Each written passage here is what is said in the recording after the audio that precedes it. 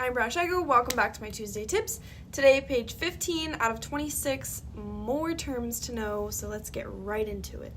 The very top of the page just continues condominium disclosures, which were on the last page, so I already went over that. So we'll start with letter M, where it says solar systems. Basically, if the seller had bought or leased solar, so if there's solar on the property that you're buying, the seller has to tell you everything that they know about that solar system and everything that'll come along with it when you purchase the house.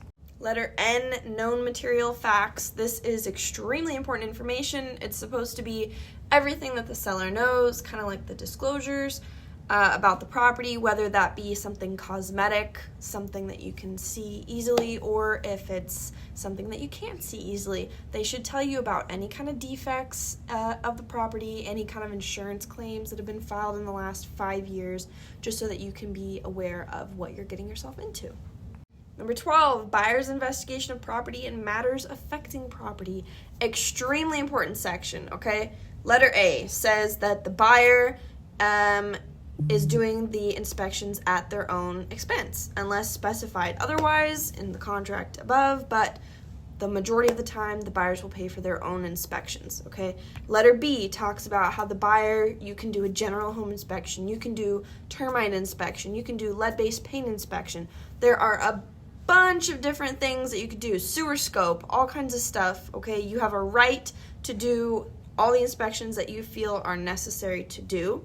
Letter C talks about the seller is to make their home available to you to do the inspections. They're not obligated to move their furniture around or anything for you, but they are obligated to let you in with your inspector to do whatever you need to do.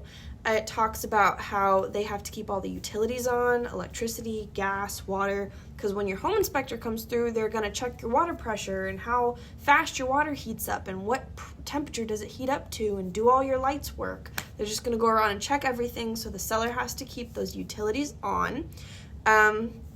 You, the buyer, have to give the seller a copy of the home inspection report or the inspection report so they can see everything that was discovered about their home.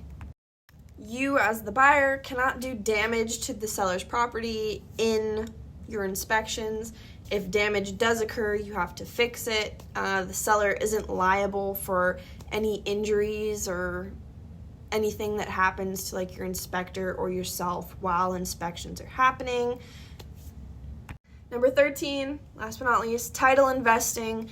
This firstly talks about whoever orders the title report, typically it's the seller, is to give it to the buyer right away. You, as the buyer, do your due diligence and read the title report and make sure that there aren't any liens or encumbrances, anything weird that's going to affect your ownership of the property.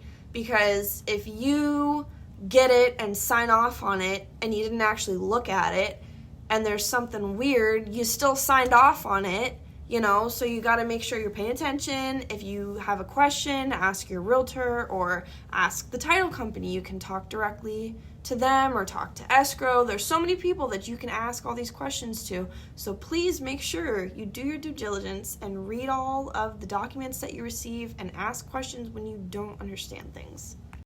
That's that. Page 15. So many definitions, but they're very, very, very important. As always, I'm here if you have any questions or you would like me to go over anything in particular, and I would be more than happy to help.